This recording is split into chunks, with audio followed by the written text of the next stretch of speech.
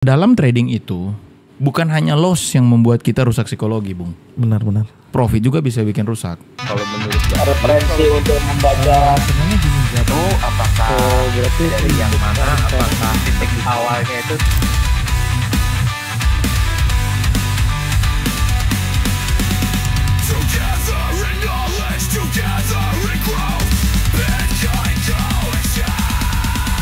Ya, selamat datang di Bitcoin.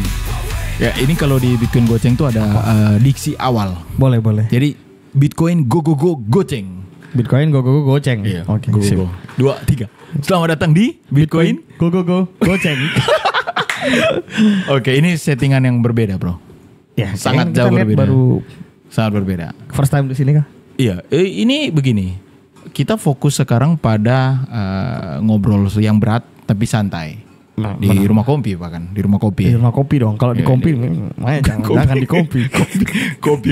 Ini sementara dibuat kopinya sambil kita main catur. Ini multitasking ya. Ya, boleh. Ini catur properti atau memang main beneran ini?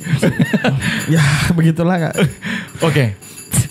Ini settingan yang baru, segala sesuatu baru di YouTube Bitcoin Goceng juga kita live dengan settingan yang baru. Ada melihat sesuatu yang berbeda atau seperti apa? Dan memang nanti di Bitcoin Goceng itu kita akan sangat amat berbeda sekarang. Nggak, tapi memang kayaknya semuanya harus dibungkus dengan santai ya. Jangan terlalu serius menghadapi gejolak dunia yang sekarang ini. Tenang. Anak muda sekarang velocity ngapain kita harus sibuk ya? Iya benar. Oke. Nah, jadi di Bitcoin Goceng itu kita sudah segala sesuatu baru. Baru ini dalam artian bukan berarti yang project yang lama kita buat itu gagal atau apa gitu ya. Semuanya kita bikin baru, formatting YouTube-nya dibikin baru. Benar. Pernah lihat YouTube kita sekarang sudah beda. Itu di ban atau memang Hilang semua. Hilang semua video. Oke. Jadi ceritanya begini. Ya, mau tahu ceritanya ini? Ada pertanyaan jelas dong. Ada pertanyaan kenapa? beberapa pertanyaan nih. Ini apakah terkait dengan teman-teman di luar juga ya? Kenapa? Yang banyak konten-konten kreator sekarang kalau kita perhatikan banyak yang tiba-tiba silent atau jadi pasif. Apakah Bitcoin Goceng juga mengalami hal itu ya? Jadi begini. Pertama kita bahas dari mana nih? Video yang dihapus semua atau ke konten kreator dulu nih? Kayaknya kita ke konten kreator dulu. Oke, kita akan bahas tentang konten kreator dulu. Boleh itu. Jadi begini. Pertama soal konten kreator yang banyak yang hilang ya. Konten kreator khususnya konten kreator yang berhubungan dengan capital market. Bukan hilang, mereka sekarang produksinya lebih sedikit. Produksinya lebih sedikit gitu. Saya nggak tahu kenapa, tapi kemungkinan kebanyakan mereka karena market nih sekarang kan anomali sekali. Market sangat anomali. Cycle kali ini sangat berbeda. Yang mengakibatkan ya mungkin banyak yang terlikuidasi. Atau uangnya sudah habis semua itu di sana. Jadi uang sudah habis semua, makanya sudah tidak ada yang berproduksi lagi konten. Itu bukan suuzon, itu kemungkinan. Ya, jangan nanti sebentar diklip lagi potongan ini bilang karena seperti itu. Tidak. Memang bahayanya begitu. Jangan sampai ini narasinya diubah ya teman-teman. Iya. Jangan dong. Tapi si Timothy kemarin di Margin Call Akademi Kripto dia juga ngomong gitu. Dia bilang bahwa ada gitu kemungkinan ya. Tapi dia gak kemungkinan. Kayaknya memang langsung hajar deh. Gak ada filter-filternya dia. Jadi dia langsung bilang bahwa kemungkinan mereka sudah kena liquid. Kemungkinan mereka kena liquid. Ya kemungkinan itu ya gitu. Itu kalau masalah konten kreator. Tapi kebetulan ini kopi kita datang nih. Waduh, thank you. Mantap. Ya. Terima kasih. Ini kayak podcast PWK ini ya. ada siapa yang itu? Yanti. Terima kasih. Single origin dari Mospit Homebrew ya. Ini tapi saya lebih senang Japanese karena ini ya, agak panas. Ya. Panas tapi bukan hati. Malam ini memang panas ya. Panas dalam tanda kutip. Oke, lanjut gimana Kak Jili? Seluput asik ya. Jadi kita sampai di mana tadi? Sampai banyak yang terlikuidasi. Jadi karena diduga terlikuidasi. Jadi makanya mereka mulai berhenti buat konten gitu ya. Kalau kita malah mengalami kejadian yang kebalikan. Kebalikan. Ini belum tahu kan? Ini saya baru mau buka di sini dulu. Yang bahkan syuting ini dia belum tahu sama sekali. Belum tahu ya. Oke, baik Kak Jili. Jadi gini. Pertama soal internal ya. Kita punya sejatinya di Bitcoin Goceng kita punya conflict of interest. Jadi kita punya sedikit permasalahan internal kita. Bukan masalahnya itu bukan karena ada berkelahi ya, bukan juga masalahnya dikarenakan ada loss. Bukan masalah receh ya. Bukan gitu. Justru aneh, ternyata masalah itu bisa datang baik dari hal buruk maupun yang berbentuk berkat. Ya, Benar. Ya, Berbentuknya berkat. berkat. Oke. Jadi inti dari problem kita adalah kalau tadi dibilang ada kreator-kreator lain yang kena likuidasi akhirnya sudah nggak berproduksi, di kita kebalikan. Justru karena ada konten yang berhubungan dengan profit dan dia profit banyak. Ya saya ngomongnya harus hati-hati nih ya. Ngomongnya harus hati-hati nih. Jadi singkat cerita adalah uang profit itu kepake oleh oknum. Uang profitnya kepake Iya, oleh jadi kan oknum. kita bikin konten tuh. Kalau ikut di Bitcoin Goceng kita di Iya, benar, benar. konten kita ada tuh yang dari berapa jadi berapa. Iya, iya, Tahu kan iya, konten iya, itu benar, jadi benar. berapa jadi berapa. Singkat cerita berkembang dipakai oleh oknum itu. Jadi tanpa sepengetahuan yang lain. Oh, Gitu. oke.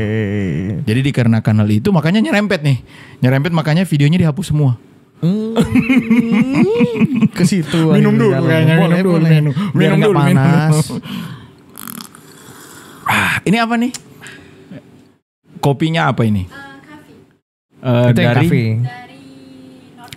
North Ini Sumatera. Sumatera ya, Karo Asik. punya nih. Jadi kalau mau rasakan ini silakan datang di Mospit Homebrew ya. Mospit Homebrew. Ya, cari alamatnya di Google Maps pasti gampang. Di Manado Iya, tuh pasti benar. datang. Ini spesialis nih. Tempat kalau kalian anak musik, jangan bilang anak musik tidak ngopi di sini ya. Yoi. Woi, jangan cuma musik, nge-record juga bisa sini. Oh iya, semuanya, Semua aktivitas bisa, semua itu ya. Jadi di sini ada studio recording di belakang. Gitu, band, Yang mau main PS studio, ya main PS juga ada ya. Yang main PES juga. Jadi olahraga segala macam ada di sini. Ada ya. di sini. Bebas, makanya dibikin lebih santai begini. Kita sampai mana tadi? Karena profit. Karena profit. Jadi begitu. Jadi intinya dalam trading itu bukan hanya loss yang membuat kita rusak psikologi, Bung. Benar-benar. Profit juga bisa bikin rusak. Nah, karena profit itu makanya kita terjadi konflik of interest. Karena kepake dananya. Nah, saya nggak mau masuk ke masalahnya, tapi intinya seperti itulah kira-kira. Oke, dari masalah itu bagaimana Bitcoin Goceng untuk mencari jalan keluar akhirnya? Asik sekali. Pertanyaannya sudah kayak ini ya. Najwa Shihab ya. Najwa Shihab ini. Mantap. Jadi begini, sebenarnya tidak perlu dicari jalan keluar karena ini bukan sebuah masalah yang besar. Ya, oke. Lagian juga kan yang dipakai kan. Oke, menanggapi Iya. hal ini bagaimana? Kalau dari saya menanggapinya adalah ya mungkin kita akan rest sejenak untuk pembuatan konten. Makanya kontennya di cooling down sedikit. Terus ada beberapa hal yang dihapus. Karena kedepannya ternyata kita harus mencari figur-figur yang kalau dibikin pajangan nih. Dibikin pajangan harus orang-orang yang benar-benar berkomitmen. Nah itu dia. Aduh, itu dia. Kata kunci. Susah sih. Berkomitmen. Komitmen itu yang agak sulit ya. Benar. Saya rasa trader jago dan hebat di Sulawesi Utara khususnya ya. Itu banyak. Banyak dong. Banyak sekali dong. Anak muda yang saya jumpai. Banyak. Mereka bisa profit dengan jago banyak. Banyak. Tapi apakah mereka bisa berkomitmen itu jadi pertanyaan kan? Gitu. Jadi Kembali apakah ke diri sendiri sih, Iya, dia benar bertahan sih. hanya 1-2 tahun terus abis itu dia hilang. Gitu misalnya dalam konteks dia konsisten profit. Terus dalam konteks dia bisa bikin konten dalam artian dia bisa mengubah uang sekian jadi uang sekian, apakah dia masih bertahan, itu kan pertanyaan besar. Gitu. Tapi ya mari kita doakan orang-orang seperti ini supaya kembali ke jalan Ini yang tapi benar. jangan sampai suuzon kepada Jangan 1-2 suuzon dong. pihak ya. suuzon. Jangan ya. Please. Kalau mau cari tahu mendingan tanya saya langsung, jangan nanti oh mungkin yang ini, yang itu, yang Ya, ini. Jadi tidak. bisa ini ya. Jangan melebar, jangan melebar lagi. Melebar. Justru ini Jangan. case close. Case close gitu. Iya. Jadi ini cukup menjawab, mengcover dari orang yang bertanya kenapa gitu. Tapi kembali ke profit dan trading. Boleh. Justru kebalikan, Bung. Jadi kalau misalnya ikut di Discord kita ya di Bitcoin Goceng itu, kalau bahkan tidak masuk ke private community tapi yang di free area itu ada hasil transaksi kan. Udah. Bisa kelihatan kan itu mereka sering bagikan, coba lihat. Ya. Itu rata-rata. Luar biasa sih. Iya. Yang anehnya ini yang jadi saya aneh. Kenapa artinya profit itu mudah? Kok anak-anak lebih senang bervelocity ria? Aduh, statue. Statue. Statue. Ngopi dulu. Jadi Gimana itu, Bro? Menanggapinya itu? ini banyak kaitannya sih, Bung. Kalau saya lihat, iya. Kenapa? Mau dibahas dari yang mana dulu Ya, ini? Kenapa? Gini deh, supaya lebih gampang ya. Sekarang menurut kamu dunia sedang baik-baik saja atau gimana? Dunia sedang baik-baik saja. Baik-baik Dalam saja. tanda kutip. Ya, tanda kutip. Kenapa tanda Dalam kutipnya? tanda kutip. Ya karena semua berjalan dengan Aman-aman Bagaimana ya, mestinya, masih tetap bisa jalan, semua orang pun melihat tetap aman-aman ya gitu. ya, semua orang melihat tetap aman. Iya, Meskipun gitu. ada beberapa kejadian luar biasa belakangan ini kan. Apalagi mulai dari awal 2025, apalagi semenjak Trump dilantik, ya kita tahu lah itu bukan bukan sesuatu yang harus ditutupi. Iya. Karena Banyak memang loh. udah terjadi. Fenomena sepanjang sejarah manusia hidup ada orang ketembak hanya kuping doang itu fenomena loh. Fenomena. Itu. Tapi bagi sebagian besar orang itu biasa. Ya, Biasa. benar. Itu Iya. meleset antara itu memang meleset disengaja atau memang tidak disengaja, terlepas dari situ. Itu. Memang Tetap itu fenomena. Ya, itu. Dan itu bisa jadi berkat buat Trump, dia masih diberikan kesempatan hidup sama Tuhan. Itu. Jadi banyak hal yang sebenarnya udah jadi fenomena tapi dianggap biasa aja. Ya, benar. Keadaan sekarang ya. Begitu. Nah, sama seperti keadaan dunia sekarang. Kenapa saya ke pertanyaan itu? Karena menurut saya gini. Emas kan lagi terbang tinggi. Oke. Ya, tapi kita belum bahas emasnya. Cuma emas lagi terbang tinggi. Nah, sepanjang sejarah mencatat ya, kalau ada kejadian perang, emas pasti coba di browse deh. Benar. Setiap kejadian perang atau sesuatu yang berhubungan dengan perekonomian yang sedang tidak baik-baik saja, iya, ini pokoknya kekacauan lah, chaos. Ya itu pasti emas terbang. Iya. Coba dicatat dari tahun berapapun sepanjang sejarah sampai ini selalu begitu. Dan sekarang terbang, tapi orang rasakan biasa. Nah, loh, gimana tuh? Dan orang tuh baru FOMO-nya sekarang. FOMO-nya sekarang. Tapi memang ini menjadi proof, benar-benar bukti kuat bahwa memang kalau lo mau menjaga kekayaan lo tuh ya di emas, bro. Terus yang kedua, nanti kita akan bahas. Oke. Tarif. Sepanjang sejarah kok bisa ada tarif setinggi ini? Ya, tarif Trump ya. Tapi biasa aja. Nggak perlu. Lebih karena muda sih. Karena muda ya santai aja kan, karena mereka. Nah, gimana? Coba berikan tanggapan. Kenapa sampai dari kacamata anak muda tuh menganggap bahwa segala sesuatu tuh biasa aja sebenarnya? Ya karena mungkin karena anak-anak muda sekarang banyak yang ini ya, mungkin masih mengikuti tren-tren zaman sekarang, akhirnya kayak yang tidak mengikuti perekonomian dunia tertutup sama dengan tren-tren itu. Oke, betul. Jadi yang diikuti tren bukan tren perekonomian justru ya, tapi tren yang tren sekarang gitu, apapun lah itu ya. Itu apa statue, velocity gitu-gitu ya. Itu malah yang lebih apa? Tidak masalah sebenarnya dengan itu. Ya, tidak masalah. Tidak masalah sih benar. Tidak masalah gitu. Karena mungkin interestnya anak muda aja berbeda kan. Bisa jadi. Tapi yang jadi permasalahan adalah pada saat kamu denial ya. Benar. Denial bahwa keadaan sekarang sudah sedang tidak baik-baik saja. Ya, itu jangan di-denial sih menurut.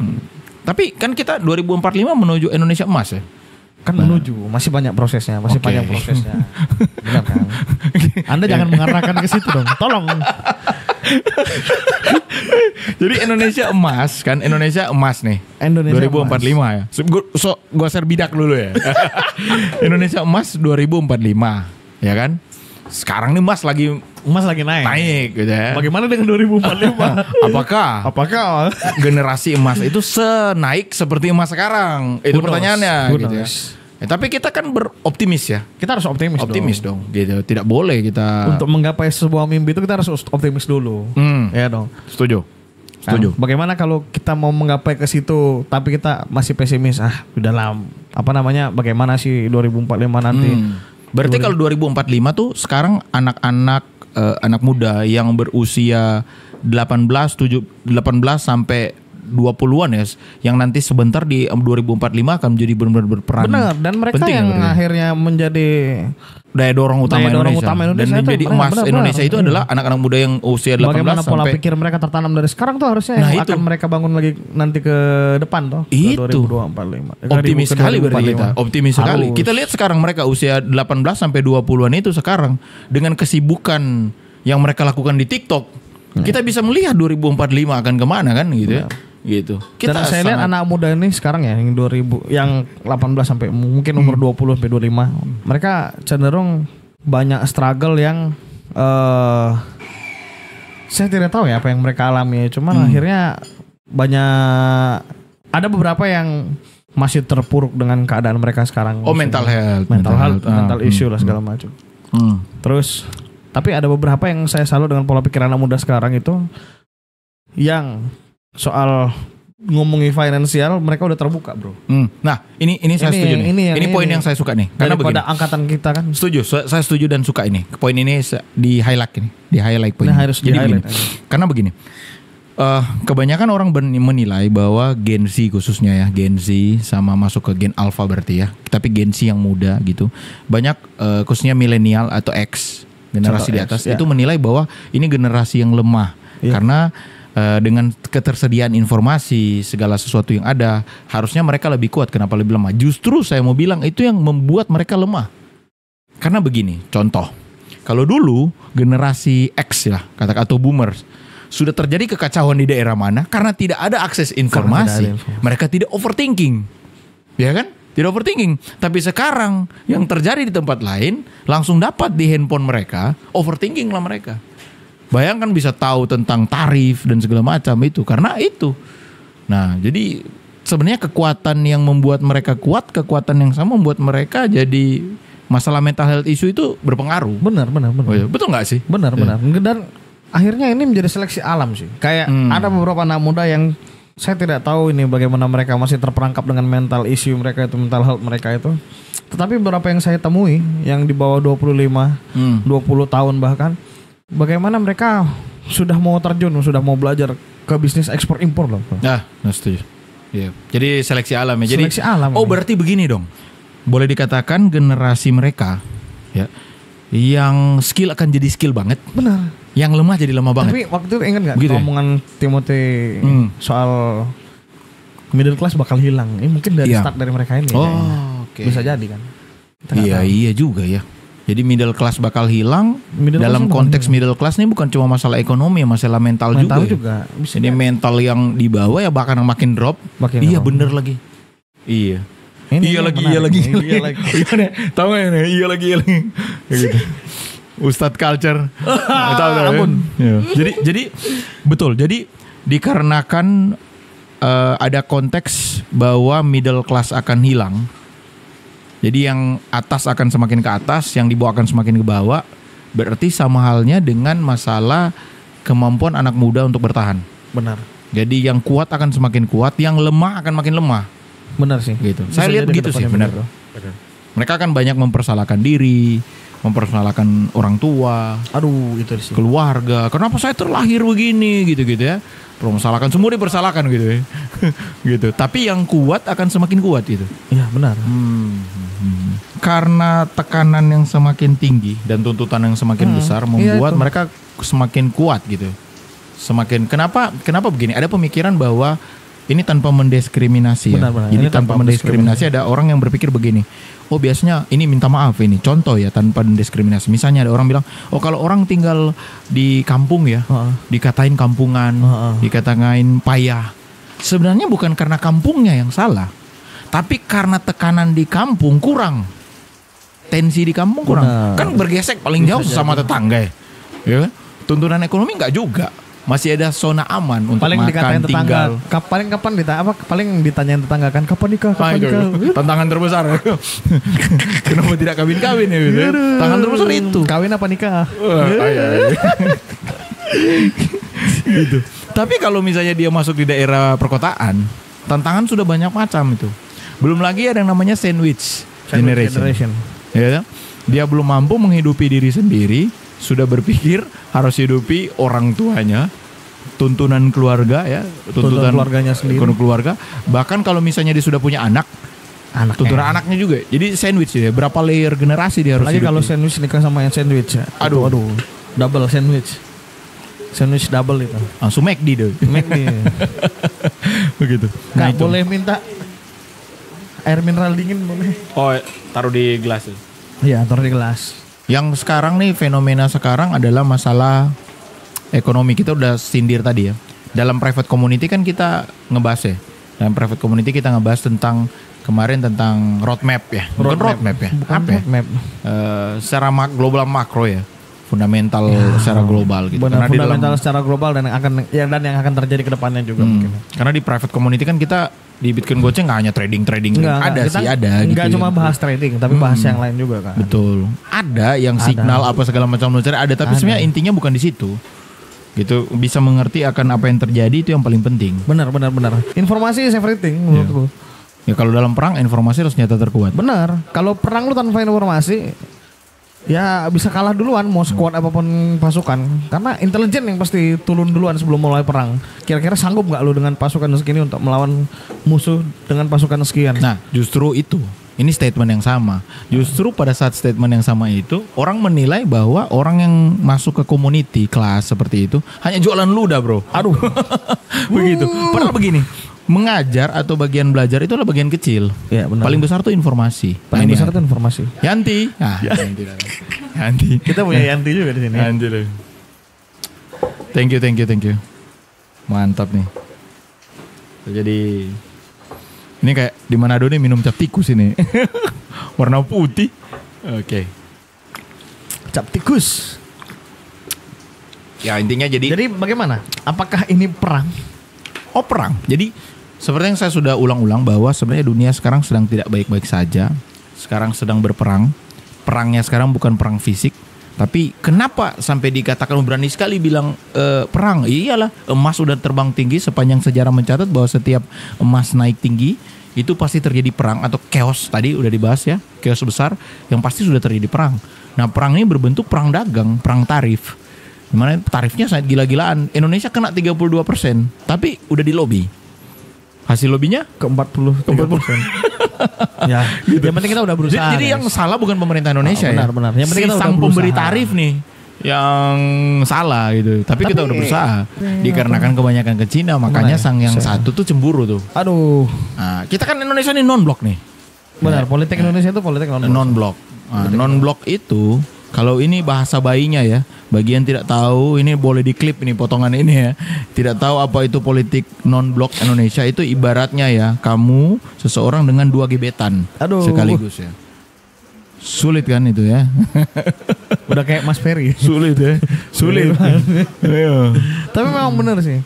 Dimana lu punya 2 gebetan tuh sulit. Sulit lah. Sulit menutupi. Karena yang satu pasti pengen cari tahu. Tapi ini bukan berarti Indonesia kong kali kong ya. Artinya kita Benar, menggambarkan. menggambarkan Indonesia situasi. Iya, Indonesia tuh tidak memilih untuk ada satu blok. Ya, tapi Gitu. memang itu bagus sebenarnya kan, kita netral.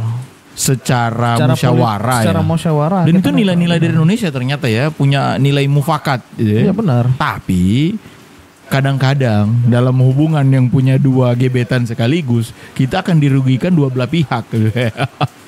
Gimana tuh kira-kira Kalau pandangannya? ke gap dua-duanya sih kayaknya. Ke gap dua-dua. Lu lagi jalan kemana gitu, ketemu yang satunya kan berabe coy. Gitu. Bahayanya di situ sih paling. Tapi 2 yang menjadi gebetan ini super power nih sekarang. Ya, Cina sama Amerika. Itu enggak sih? Benar sih, benar.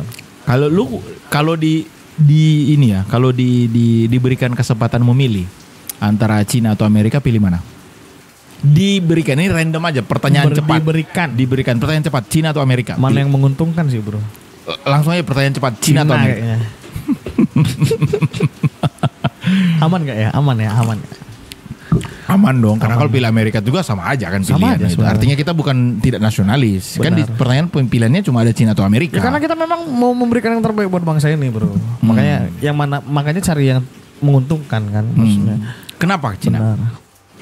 Apa yang dilihat dari Cina? Mereka itu banyak gimana ya bilangnya ya? Banyak cewek Cindo. Iya. Cina Cindo ya. Tunggu Ya, pecah telur itu dulu. kelebihannya Cina, selain dia membutuhkan banyak barang diekspor dari sini ekspor ke mereka gitu ya. Yang banyak, mereka juga punya tenaga kerja yang sangat amat banyak. Loh. SDM-nya memumpuni untuk mengolah hal tersebut sih maksudnya. Sangat amat banyak loh. Sangat banyak. Jadi saking banyaknya, jadi tenaga mereka bukan fiat, bukan cadangan apa, tapi cadangan tenaga kerja. Tenaga gitu. kerja SDM mereka maju, Bro. Iya. Itu. Pola pikirnya mereka juga maksudnya. Apa ya? Yang aku lihat dari orang-orang mereka itu kerja mereka tuh ulet. Apakah ada faktor karena negara komunis ya? Nggak tahu. Nggak berani berkomentar juga ya. Tapi kita bisa lihat dengan data yang sama, Vietnam juga melakukan hal yang sama. Vietnam tetangga kita sendiri. Memang ada sebuah pemikiran antitesis ya. Ini sebuah pemikiran Ini saja. Jangan antitesis. sampai dijadikan bahwa kita adalah orang komunis. Enggak. Benar, bukan, jangan. Enggak. Ini hanya sebuah pola pikir random, antitesis dalam Karena mereka konteks kan diatur sama pemerintahnya. dipus gitu ya. Dicambuk ibaratnya gitu ya. Saya tidak berani bilang Iya. Cuma Karena gini, makanya Anda kalau tinggal di Indonesia ya, itu harus bersyukur karena pemerintah Indonesia itu sudah memberikan segala sesuatu yang baik. benar. Tidak dicambuk kayak komunis gitu. Tapi Anda mau seperti itu baru bergerak gitu ya.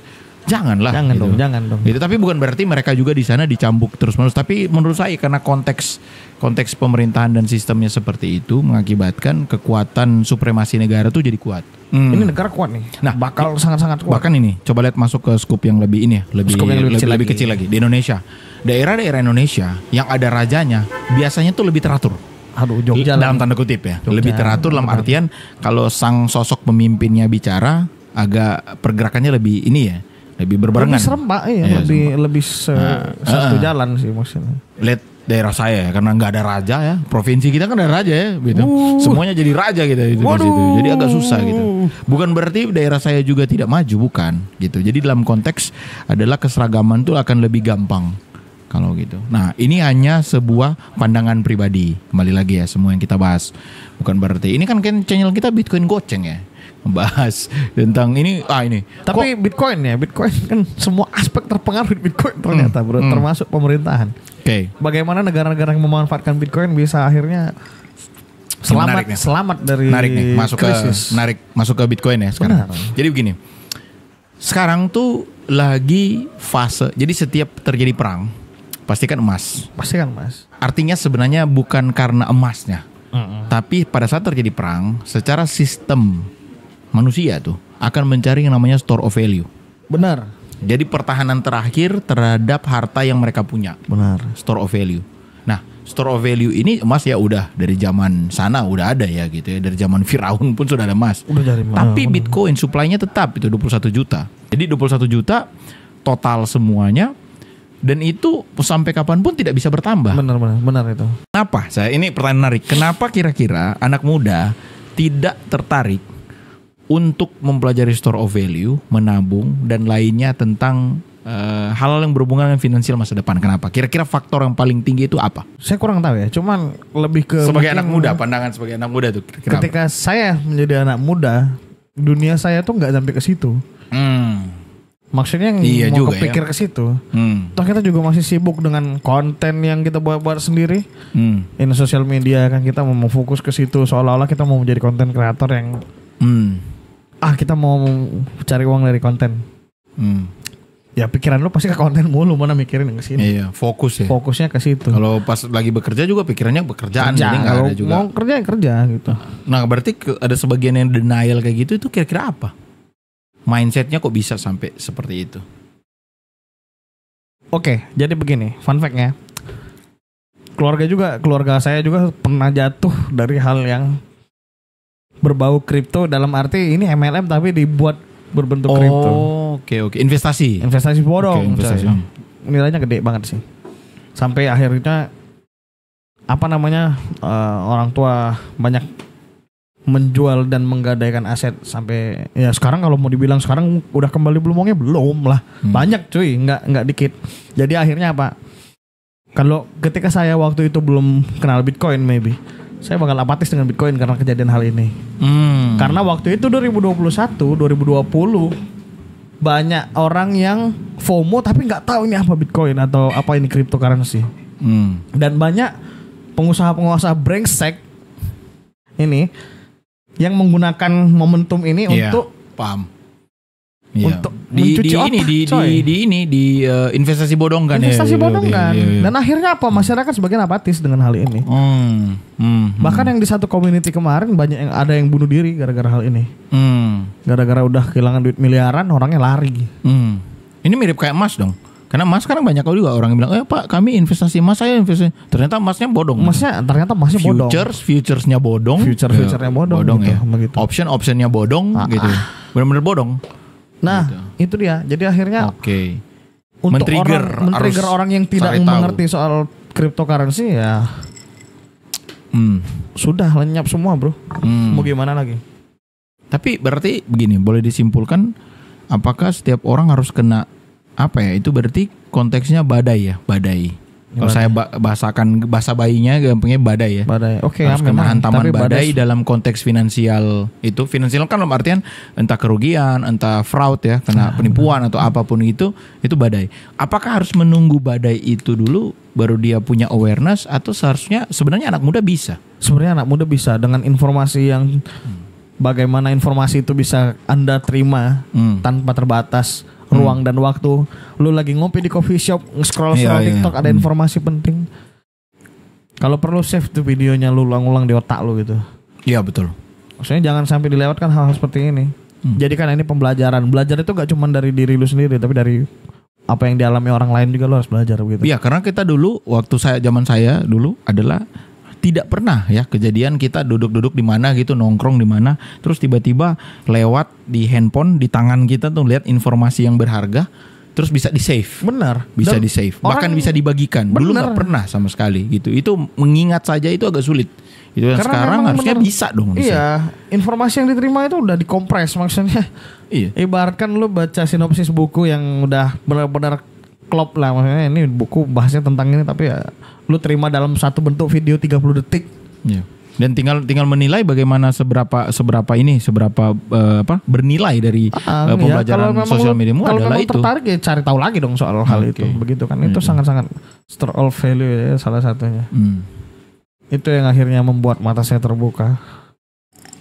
Ketika di mana Anda menabung itu tidak perlu dengan celengan babi, cuy. Jangan di bank. Nah, itu yang pertama, karena ada badai kehidupan, badai finansial lah, gitu ya. Pertama, yang kedua, menurut saya, kalau tadi kan menurutmu tadi badai ya. Kalau menurut saya, kenapa sampai anak muda itu tidak mau? Karena mereka berpikir dengan pendapatan yang sekarang, mau hidup aja hampir-hampir tidak cukup. Boro-boro memikirkan ngatur uang. Ini kan benar, secara logika benar ya. Secara logika benar. Secara logika benar ya. Secara logika benar. Ngapain kita harus belajar atur uang? Toh pun kita belum punya uang ya. Logika benar nih. Logika benar. Tapi kalau skup lebih besar, secara psikologis, coba pikir. Karena begini. Mana yang benar ya? Kamu belajar jadi orang yang punya punya habit akhlak yang baik. Ya, sebelum kamu punya istri atau suami. Atau sebaliknya, jadi bangsat aja dulu. Jadi manusia bangsat, terus nanti menikah baru jadi baik. Terusnya gimana dong? Jangan dong. Jadi baik dulu kan? Jadi baik dulu. Nah, sama dengan tadi sebenarnya. Kalau enggak ya lu ikut bisa. Kalau enggak kuat bisa kayak sama kayak tadi kan. Jadi kalau ada orang berpikir begini, saya kan juga belum punya uang yang cukup, ngapain harus belajar atur uang?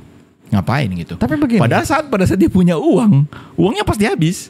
Karena dia nggak memikirkan, udahlah nantilah ketunggu duit gas sekian baru gue mau investasi nggak. Gaji 3 juta UMR. Contoh. Gaji 3 juta UMR. Nantilah tunggu duit gue 5 juta, gaji gue 5 juta baru kan pas-pasan juga ya 3 juta ngapain gitu ya. Mau ngapain begitu. Tapi ketika lu mau belajar kan apa salahnya gitu. Tapi pada saat 5 juta ludes. Jadi waktu 3 juta cukup. Tunggu 5 pas juta. Pas 5 juta nggak cukup. Tunggu 8 juta gitu. Setelah 8 juta tunggu 10 juta gitu. Tapi kan banyak. Akhirnya apa coba? Banyak orang yang bilang begini. Nabung itu lu nyesain dari pendapatan lu sebulan. Enggak bro, nabung tuh justru lu terima duit langsung lu tabung cuy. Betul, setuju. Jangan kalau enggak gitu lu des cuy. Jadi menabung itu bukan sisa dari pendapatan, tetapi pilihan dan komitmen dari pendapatan. Benar. Begitu. Itu bukan sebuah. Lu rinci dulu pengeluaran lu per bulan berapa kan? Lu ngekos berapa, lu makan per hari berapa, catat per harinya lu keluar berapa. Bahkan ada temanku lebih ekstrim. Dia pada saat dapat komitmen pertama adalah menabung. Jadi dia pikirkan menabung dulu. Kehidupannya agak menderita. Memang dia sudah komit itu duluan gitu.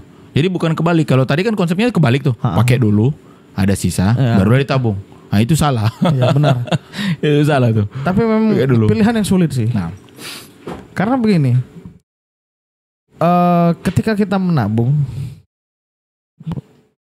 terlepas dari kemana lu tabungin duit lu kan. Iya. Nggak harus Bitcoin ya. Ini nggak harus Bitcoin. Gitu masalahnya. Ini kita nggak berbicara soal itu. Apapun. Terlepas lu tabungin kemana duit lu belajar komit dengan dirimu sendiri lah maksudnya. Lu mau spend berapa hari ini, besok berapa, lusa berapa. Dan ketika lu bisa dari hal kecil berkata, oh ini ternyata satu hari gue cukup ngabisin sekian ya. Bulan depan atau tahun depan lu bakal jadi orang yang berbeda. Maksudnya lu bisa mengatur pendapatan lu sendiri atau bahkan tahun depan ketika gaji lu naik, lu udah. Nah satu lagi nih, ketika lu dapat pendapatan gaji yang lebih, coy, jangan lu naikin juga standar hidup lu. Setuju. Kalau mau sih. Setuju. Kalau itu pilihan yang berat Kebanyakan memang, tapi itu malah yang harus gua kebanyakan lakuin. begini. Mereka salah mengartikan dari, kan biasanya nih kalau ada akademi kripto Timothy ya, biasa dia kasih motivasi gitu. Itu baik, tapi kebanyakan salah mengartikan. Jadi berpikir langsung memiliki lompatan ya, Nah. seperti itu. Enggak. Kalian tarik deh, Timothy itu dari tahun berapa bisa begitu, dan effortnya itu berapa tahun. Jadi jangan berpikir kayak oke, dengan mendengarkan dia semalam kita bisa langsung besoknya jadi. Tidak itu. Jadi dalam konteks ini percayalah, yang pertama adalah kalau kalian bisa hal kecil itu pasti bisa hal besar. Itu hal paling utama. Bisa hal kecil, bisa hal besar. Jadi omong kosong bisa, saya bisa kok nge-handle katakan profit atau loss ya dengan uang yang kecil ini. Wah, ini kan cuma kecil ya. Nanti besar baru bisa. Enggak, bro. Enggak, itu pasti akan berdampak. Itu yang pertama. Yang kedua adalah secara alam semesta ini ada saja yang terjadi kalau kalian tuh menjadi orang yang tahu mengatur. Tiba-tiba saja ada sebuah berkat, tiba-tiba saja ada sesuatu yang berbeda. Tapi kalau komitmennya mengatur ya, komitmennya itu adalah pada saat terima sesuatu tuh saya harus ngatur dulu. Benar. Yang paling pertama tuh save untuk ini gitu. Nggak peduli dengan orang mau nilai bagaimana, kenapa hidup so menderita gitu. Nggak peduli. Oke, kalau lu gimana? Lu setan. Kalau lu misal tiba-tiba bulan depan ada tambahan lagi, apakah lu simpen di dompet yang sama atau lu pindah atau bagaimana cara memanage uang itu? Ini kita berbicara soal manage uang. Kalau saya begini, paling pertama tuh karena ini sudah menjadi sebuah habit. Jadi dari dulu tuh saya sudah ada satu store of value. Asik. Itu namanya store of value. Store of value yang sudah ditetapkan. Nah, store of value ini harus masuk nih. Jadi setiap pendapatan berapapun aliran dananya harus ke situ tuh. Oke, jadi komitmennya adalah pada saat dapat aliran dana ke situ. Ya benar. Besar kecil itu nomor 2. Yang penting aliran dananya harus masuk prioritas tuh. Itu yang pertama. Nah, yang kedua adalah seandainya tindakan tersebut mengakibatkan gaya hidup bahkan sampai kebutuhan berbentuk primer dalam tanda kutip. Ini jangan sampai ikutin mentah-mentah ya, karena ada orang yang nggak bisa se ekstrem ini. Benar. Hal primer itu harus saya main pangkasin karena store value ini harus terisi. Itu saya. Gitu. Jadi kan orang kebalik kan. Kebutuhan sekunder makan kalau boleh dipenuhi, bahkan tersier ya, terpenuhi, baru dia ke primer ya. Kebalik, baru dia ke store of value. Jadi piramidanya terbalik gitu. Kalau saya kebalik. Jadi store of value itu paling pertama. Kehidupannya biasa normal gitu. Contoh primer, hal primer. Ini hal primer. Makan tuh primer ya. Primer dong. Makanan gitu. Saya tuh ini orang yang biasa datang ke rumah. Saya tuh bikin konten Bitcoin goceng, ngomong-ngomong tentang Bitcoin, profit berapa segala macam ratusan. Kalian datang ke rumah saya, itu saya sampai detik ini masih banyak sering makan telur, tahu. Telur sama tahu sama nasi. Jadi itu udah enak, cuy. berprotein ya, bagus. Pakai nasi panas. Oh asik, ini lapar jadi mengingat lapar ya. Mungkin lapar nih. Telur dadar panas-panas, nasi panas-panas, Kecap lagi. kecap. Was. Kalau Ronaldo bilang dabu-dabu roa Nah, itu pakai coba. sambel ya. Terus pakai tahu. Itu udah gizinya dapat, terus sayur, ada seratnya dapat, proteinnya dapat, karbonya ada, mantap, cukup. Benar. Itu kebutuhan primer. Saya pangkas, nggak perlu harus tiap hari saya harus dada ayam. Kamu anak gym gitu. Gitu nggak juga, gitu ya, nggak juga. Tapi store of value dilempar dulu. Benar. Dan ini Gitu. apa ya? Apa yang kita keluarkan per hari ini kan merupakan pilihan. Termasuk makan aja itu pilihan. Kita Iya. bisa ganti lauk, kita bisa ganti Iya dong. sayurnya, kita bisa ganti. Kan nggak melulu makan nasi bro, makan kentang juga udah kenyang sebenarnya. Nah, begitulah. Gitu. Itu Sebenarnya satu itu yang masalah ekstrim. makanan. Itu banyak loh, banyak yang masalah primer itu. Misalnya transportasi pun itu hal primer. Transportasi. Kalian juga bisa benar. memilih loh. Ada orang yang bahkan kehidupannya tuh masih sulit, dia maksain harus kredit mobil yang jauh lebih mahal dari gajinya dia gitu. Ya. Ngapain bro? Lu nggak meninggal kena hujan, nggak meninggal lu, nggak meninggal kena panas, nggak meninggal. Motoran aja. Paling hitam. Bahkan kalau nggak perlu aku, paling ini yang meninggal sama tangan. Nggak perlu, santai lah bro gitu. Iya, Tapi benar. banyak loh. Dan sedihnya adalah ini kebanyakan terjadi ke teman-teman oknum. Teman-teman oknum yang justru kalau saya lihat pendapatan secara, dia kan pegawai dengan sebuah tempat tertentu lah gitu ya, saya nggak berani sebut apa, tapi intinya secara pendapatnya sebenarnya lebih dari cukup. Nah tapi karena memenuhi hedonisme dan kebutuhan tadi malah jadi kurang. Saya rasa setuju ya. Karena memang hidup ini pilihan. Dan ini juga sih. Kayak soal ya kalau lu mau naikin standar hidup lu walaupun sedikit ya minimal pendapatan lu harus naik sih. Kayaknya. Kalau misal punya uang nih, mending lu langsung masukin ke investasi atau apa ya, misal kayak bilangnya lebih ke ini sih. Dengan gajimu yang sekarang, investasimu itu, nah ini berbicara soal investasi, kamu harus pintar-pintar milih store of value nih. Lu mau invest kemana? Tapi seperti yang banyak orang bilang, kayaknya lu harus investasi ke diri lu sendiri. Bagaimana caranya pendapatan lu bisa naik sih. Ya, jadi dari semua paradox of choices ya. Benar, paradox of choice. Ya, jadi semua hal yang paling sulit kita pilih, sebenarnya yang paling gampang dipilih adalah investasi ke diri sendiri. Dan itu yang pilihan paling pertama yang paling banyak di skip. Gitu. Nah, Bitcoin Coach-nya kan hadir dengan percakapan-percakapan seperti ini ya. Jadi banyak yang membuat kalian lebih dapat insight. Benar. Kita nggak mau yang trading pandangan itu ada dalam private community di Discord kita, silakan gitu ya. Nggak usah lah gitu ya. Nanti kita akan ada pembahasan, nanti ada pembahasan market. Justru ketika podcast begini kita lebih banyak berbicara banyak tentang hidup. Tapi kebanyakan orang berpikir begini loh bro. Nggak mau, saya mau trading. Signal, trading bro. Aja lu sampai mampus coy. Saya sangat bersyukur sekali karena muncul di Bitcoin Project ya. Artinya bukan karena murahnya bang ya, tapi niat abang dan teman-teman. Yang selama ini ditonton di Bitcoin Coaching itu agak beda gitu dibanding yang lain kan. Kebanyakan fokusnya ke trading. Dari Bitcoin Coaching itu benar-benar mengajarkan kita tuh mulai dari nol. Di tiap trade saya ambil 1,2 di area di 3 dan 4 di area ini. happy bener karena saya disambut dengan baik di sini. Ya tiba-tiba kebanting ke 40.000 kan. Nah itu karena kalau menurut saya potensinya kalau dia berhasil nge-break area satu double bottom. Nah ini kita dapat ininya nih. Double bottom. Jiwa muda semua nih. Keren-keren abang-abang semua sini.